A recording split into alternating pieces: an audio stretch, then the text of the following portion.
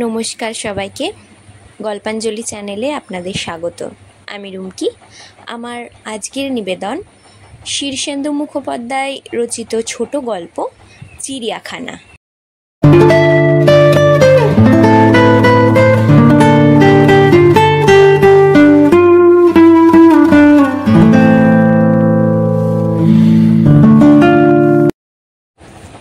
ইহ বাবারে, এই শালো মানুষ খায়? গিয়েও যুবকটি বলল, গতরখানে দেখেছিস? তার প্রৌঢ় কাকার চোখ পটপটাং হয়ে খুলে আছে। নথনারা বউটা কথা বলছে না, বাক্যহারা হয়ে গেছে। কুঁচো কাচাদের মধ্যে একটা ছেলে ঘুষি পাকিয়ে লাফাচ্ছে। আয় বাঘ, লড়বি? এক ঘুষিতে মুখ ভেঙে দেব। খাঁচার শিকের ওপাশে ভারী চকিত পায়ে অবিশ্রান্ত পায়চারি করছে বিশাল রাজকীয় বাঘ। বিরক্ত, রাগত, ক্ষুধার্ত এবং খানিকটা বুঝি উদাসীনও। রোজ কত মরণশীল মানুষ দেখতে আসে তাকে। বাঘ বাঘ মানুষের সমাজে সবচেয়ে বেশি নামডাকের জানোয়ার। বাঘের নাম করলেই যেন একটা গাঁক শব্দ শুনতে পায় মানুষ। গেঁয়ো মানুষের দঙ্গলটা বাঘের খাঁচার সামনে অনেকক্ষণ কাটায়। খুব ভোরে তারা গাঁ ছেড়ে বেরিয়েছে। 5 মাইল হেঁটে এসে গোসাবার লঞ্চ ধরেছে সকালে। ক্যানিং থেকে ট্রেনে বালিগঞ্জে, 2nd ক্লাস ট্রামে চেপে কালীঘাট। সেখানে এর ওর কোমর ধরে মানুষের রেলগাড়ি হয়ে সার দিয়ে মন্দিরে ঢুকে পুজো দিয়েছে। কপালে সিঁদুর, হাতে শালপাতার ঠোঙায় প্রসাদ নিয়ে বেরিয়ে এসে খুব জিলিপি আর কচুরি দিয়ে উপোসভঙ্গ করেছে সবাই। তারপর চলো চিড়িয়াখানা। যুবকটিই দলের পাণ্ডা। সে আরও 1-2 গেছে চিড়িয়াখানায়। তার পিছু পিছু 31 নম্বর ট্রাম ধরে দঙ্গলটা এসেছে চিড়িয়াখানার মজা দেখতে। ফের রেলগাড়ি হয়ে সার দিয়ে টিকিট কেটে ঘোরানো গেটে ঠেক ঠক্কর খেয়ে ঢুকেছে ভিতরে। গায়ে লম্বা লম্বা কালো দাগওয়ালা ঘোড়ার মতো জন্তু দেখে মেজ বৌঠান বলল, এ বাঘ বুঝি? দূর, ও হলো জেব্রা। কীরকম জন্তু গো? যুবকটি দেখে শুনে বলে, ওই বিলিতি গাধা আর কি। মেজ বৌঠান বুঝতে পারে, বিলেতে সব কিছুই আলাদা রকমের তো। বিলিতি আমড়া, বিলিতি বেগুন। ঈগলের খাঁচার সামনে দলটা দাঁড়ায় বটে, সময় নষ্ট করে না। নথনারা বউটা বলে, ও বাজ পাখি আবার খাঁচায় রাখবার কি? এ আমরা কত দেখেছি। যুবকটি একটু দোটানায় পড়ে বলে, এ সে বাজ পাখি নয়। মেজ বৌঠান জিজ্ঞেস করে, বিলিতি নাকি? ও মা, এ যে শেয়ালও রেখেছে দেখছি খাঁচায় পুড়ে। কাকি বলে উঠল, মরণ! ও পতু, বেজি দেখেছিস কি হাঁ করে দাঁড়িয়ে? পতু নামে বাচ্চা ছেলেটা ছুটে এসে বলল, ও ঠামা, বেজির ইংরেজি কি ম্যাঙ্গোজ? দেখো লেখা আছে, ম্যাঙ্গো তো আম। যুবকটি সংশোধন করে বলে, ম্যাঙ্গো নয়, মনগুজ। সজারু বা বনমোরগ দেখে দঙ্গলটা তেমন অবাক হলো না। কাকি বলেই ফেলল, এসব কি দেখাতে আনলি ও কালীপদ? নথনারা বউ বলে ওঠে, এসবই নাকি বিলেতের বলছে? যুবকটি মিইয়ে যায়, চাপা গলায় বলে, গায়া বলে লোকে টের পাবে। চুপ করো, লোকে তাকাচ্ছে। পতুর দিদি 10 বছরের ফুলছুরি হঠাৎ হাতে তালি দিয়ে বলে ওঠে, হরিণ হরিণ। চিড়িয়াখানার ফটকের মুখ থেকে প্রত্যেকে 1 ঠোঙা করে ভেজানো ছোলা কিনে এনেছে জীবজন্তুকে খাওয়াবে বলে। ফুলঝুরি তার খানিকটা নিয়ে হরিণের চত্বরে ছুঁড়ে দিল। হরিণেরা গা করল না। এমু দেখে সবাই একটু থতমত। এ কি পাখি নাকি? মেজ বৌঠান জিজ্ঞেস করে। পাখি, যুবকটি বলে। উঠতে পারে? পাখনা তো দেখছি না। যুবকটি বলে, পারে বোধ হয়। বাবা, অত বড় গত নিয়ে ওরা কি চারটিখানি কথা! কি পাখি রে? নথনারা বউ চিমটি কাটে। বিলিতি। যুবকটি সবাইকে তাড়া দেয়। চলো চলো, এখনো ঢের দেখার আছে। চাইনিজ সিলভার ফিসলেট দেখে ফুলঝুরির ছোট বোন বলে ওঠে, ও ঠামা দেখো, এ পাখিটার পুরুত মশাইয়ের মতো টিকে আছে গো। লামা, ক্যাসোয়ারি, স্বর্ণমৃগ দেখে দেখে রিন্টু রঙের খাঁচার সামনে আসতেই ফুলঝুরির বোন রূপঝুরি বলে, দিদি, একটা আতপ চাল গন্ধ পাচ্ছিস? ঠিক রে, ফুলঝুরি শ্বাস টেনে বলে, আতপ চালের গন্ধ। সানগ্লাস চোখে এক শহুরের সুন্দরী তার ইংরেজি বলা ছেলে আর পাইপ টানা স্বামীর সঙ্গে দাঁড়িয়েছিল। এই কথা শুনে হঠাৎ লিপস্টিক চিরে একটু হাসে। ফুলঝুরি কাকিমার কানে কানে বলে, শাড়িটা দেখেছ? সোনাপুরের কমলাদি এরকম একটা কিনেছে না? নথনারা বউ বলে, যা, সেটা তো চাঁদেরই, এটা জর্জেট। একটা 1.5 হাত লম্বা ঠোঁটওয়ালা পাখি ঘেরা জায়গা থেকে লোভীর মতো মুখ বের করে বারবার হাঁ করছে। সেই হাঁয়ের মধ্যে পতু ছোলা ছুঁড়ে দিচ্ছিল ভয়ে ভয়ে। কপাত করে পাখিটা ঠোঁট বন্ধ করে। সব কটা ছোলা ভিতরে যায় না। একটু বয়সের একটা মেয়ে এতক্ষণ একটাও কথা বলেনি।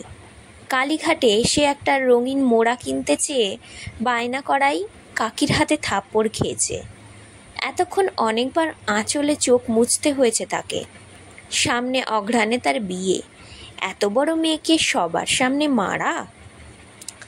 এবার সে হঠাৎ বলে ওঠে, এই পতু, আমার ছোলার ঠোঙাটা নিলি যে বড়, তোরটা কই? ফুলঝুরি বলে ওঠে, ও টিয়াদি, এতক্ষণ লুকিয়ে লুকিয়ে পতু নিজের ঠোঙার ছোলা খাচ্ছিল, আমি দেখেছি। কি রাক্ষস বাবা! কাকি বলে ওঠে, পেট নামবে দেখিস। মেজ বৌঠান যুবকটিকে বলে, ও ঠাকুরপো, এ পাখিও কি বিলিতি? কালীপদ এবার ঠেকে শিখেছে, বলে, না না দিশি, সজনেখালি জলায় কত আসে। ওরে, তা ওরে, তবে এখান থেকেই বা উড়ে যাচ্ছে না কেন? ওপরে তো ঢাকা চাপা কিছু নেই। কালীপদ ডান দিকে ঘুরে হাঁটতে হাঁটতে বলে, দেরি হয়ে যাচ্ছে। গয়াস, সারস, নীলগাই একে একে দেখে যেতে থাকে ওরা। দুপুরের রোদে তেমন তেজ নেই, শীত আসছে। চিড়িয়াখানায় ঘন সবুজে আস্তরণ পড়ছে, জলের গন্ধ, ছুটিয়াল মানুষজনের মন্থর চলাফেরা। দেখো, হরিণের জঙ্গল, রূপঝুরি বলে। সে বরাবরই অদ্ভুত সব কথা বলে। পতু আইসক্রিমওয়ালার কাছে খানিক দাঁড়িয়ে রইল। ডান ধারের বিশাল ঘেরা জায়গায় অতিকায় কচ্ছপটা হাঁটছে। এত বড় যে কচ্ছপ বলে বিশ্বাস হয় না। বাঁ ধারের জলের কল দেখে সবাই আঁজলা ভরে পেট পুড়ে জল খেলো। কুঁচো কাঁচারা জল ছোঁড়াছুড়ি করলো খানিক। হাতির পিঠে চড়বে নাকি? কালীপদ আস্তে করে জিজ্ঞেস করে। নথনারা বউটা বলে, ও বাবা। মেজ বৌঠান শুনতে পেয়ে হেসে বলে, চড়ো না, কালীপদ ধরে থাকবে ক্ষণ। মরণ। ফুলঝুরি 5টা পয়সা আর ছোলা ছুঁড়ল হাতির দিকে। হাতি ছোলা কুড়িয়ে সুঁড় দিয়ে নিখুঁত খেয়ে নিল। পয়সা তুলে পাশে বসা মাহুতের দিকে ছুঁড়ে দিল। ছোটদের আলাদা একটা চিড়িয়াখানা দেখে ঢুকবে কি ঢুকবে না ভাবতে ভাবতে অবশেষে ঢুকে পড়ারই সিদ্ধান্ত হলো। কলকাতায় ফের কবে আসা হবে ঠিক তো নেই। মাথাপিছু 25 পয়সার টিকিট কাটতে হয় এখানে।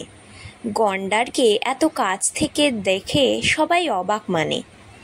পতু বাঁদরটা তো শিকের ভেতর থেকে হাত বাড়িয়ে ছুঁয়েও দিল একটু। কাকি বলে, এর চামড়াতেই ঢাল হয়। বেশ, এটা সাজানো জায়গা। ছোট একটা খালের মতো আছে, তার ওপর খেলাঘরের সাঁকো, একটা ছোট দুর্গ, চারধারে খুদে খুদে সব প্রাণীর খাঁচা। হরেক খরগোশ, বাচ্চা হরিণ, মেছো কুমির, মাদা ইঁদুর। সবচেয়ে অবাক লাগে ইঁদুরের মতো দেখতে হরিণ দেখে, কি ছোট, কি সুন্দর। আর লজ্জাবতী বানর, না তার কথা জীবনেও ভুলবে না যে একবার দেখেছে।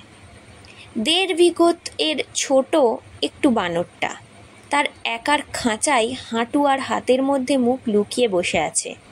শরীরটা গোল হয়ে আছে।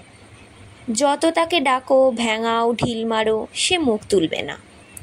টিয়ার বুকটা দুঃখে ভরে গেল। জীবজন্তুর কত কষ্ট থাকে। সবুজ কচ্ছপ আর বাচ্চা কুমির বাস করছে এক জায়গায়। একটা কচ্ছপ কুমিরের গা বেয়ে উঠে গেল দিব্যি। আড়াল থেকে কথা বলা ময়না ডাকছে মুহুর্মুহু। সে ডাকে বুক ঝনঝন করে বেজে ওঠে। কি মিষ্টি ডাক! শীতের স্পর্শ লাগা বেলা পড়ন্ত হয়ে আসছে।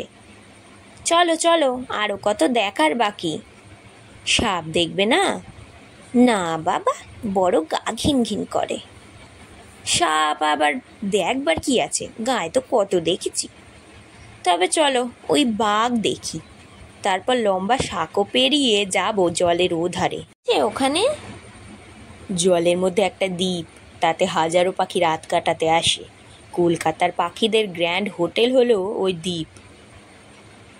বাতাস কাঁপিয়ে বাঘ ডেকে ওঠে, ওঙ্ঘ ওঙ্ঘ। পদু প্রথমটাই সাপটে ধরেছিল ফুলঝুরিকে, তারপর ছেড়ে দিয়ে হি হি করে হাসতে থাকে। যাবি তো না তুই? ফুলঝুরি বলে। বাঘ বাঘ বলে রূপঝুরি লাফাতে থাকে। কালীপদ বলে, সুন্দরবনে কত আছে, তুমি দেখেছো কখনো? নথনারা বউ খোঁটা দেয়। সুন্দরবনের বাঘ জীবনে একবারই মানুষ দেখে, যখন দেখে তখন আর ফেরে না। বউ মুখ ঘুরিয়ে নিয়ে বলে, দেখে তবে কাজ নেই। এবার মাঘ মাসে যাব দেখতে। যাও আছি। অস্থির পায়চারি করছে সিংহ। তার বিশ্রাম নেই, ক্লান্তি নেই, চোখে কিছু হতাশার রাগ। হলদে মূলোর মতো দাঁত বের করে মুখোমুখি বাঘ একবার ডাকল। ত্রিভুবন কেঁপে ওঠে। এই না হলে বাঘ! সবুজ জলের ওপর দিয়ে লম্বা সাঁকো পার হয়ে যায় সবাই। জলের ধারে একটা বাঁধানো বসবার জায়গা, বড্ড সুন্দর। জলের মাঝখানে উঁচু মতো একটা দ্বীপ, ছোট, গাছগাছালিতে ভরা। তাতে হাজার হাজার পাখি এসে পড়ছে। স্থির জলে যমজ ছায়া ফেলে ময়ূরপঙ্খীর মতো ভেসে যায় সাদা আর কালো রাজহাঁস। সন্ধ্যের মুখে খাওয়ার সময়। ভালুকটা গপাগপ ডাল ভাত খাচ্ছিল তার খাঁচায় বসে। বড় খিদে। সিংহ দেখবে না? কিংবা শীঘ্র সাদা বাঘ? দেখব। ও মা, এর বাবা বুঝি বাঘ আর মা সিংহী? আর এর বুঝি বাপ সিংহ আর মা বাঘিনী? বাবারে, দুজনের তেজ কেমন এক হয়েছে দেখো। খাঁচায় আঙুল ঢুকিয়ে দেখবে নাকি একটু চাটে না কামড়ায়? ও পতু, সরে আয় দস্যি ছেলে। সানগ্লাস পরা সেই সুন্দরী আর তার স্বামী আর ছেলে গাছতলায় বেঞ্চে বসে ফ্লাক্স থেকে চা ঢেলে খাচ্ছে। ছেলের হাতে একটা কেক। পতু চেয়ে থেকে একটা ঢোক গেলে। ফুলঝুরি আর টিয়ার জানোয়ার দেখতে ভালো লাগছে না। তারা আশেপাশের মেয়ে বউদের শাড়ি আর সাজ দেখে, গা টেপাটেপি করে হাসে। নথনারা বউ বলে, আর পারি না, একটু বসলে হয়। কালীপদ বলে, আজ তো আর গাঁয়ে ফেরা হবে না, সোনারপুরে কমলাদের বাড়িই থাকতে হবে। কিন্তু সেও একটু আগে যাওয়া দরকার, এতগুলো লোকের জন্য আয়োজন। নথনারা বউ আস্তে আস্তে বলে, তোমাতে আমাতে একবার আলাদা করে আসবো, বুঝলে? কেমন জোড়ায় জোড়ায় কতজনা ঘুরে বেড়াচ্ছে দেখো তো। কাকা, বাদাম ভাজা কিনবে? পতু বলে। সবাই ভুলে যায় ম্যাকাও পাখির খাঁচার সামনে এসে। পয়সা সার্থক, চোখ সার্থক, কষ্ট সার্থক। এত সুন্দর রামধনুর মতো পাখিও ছিল দুনিয়ায়।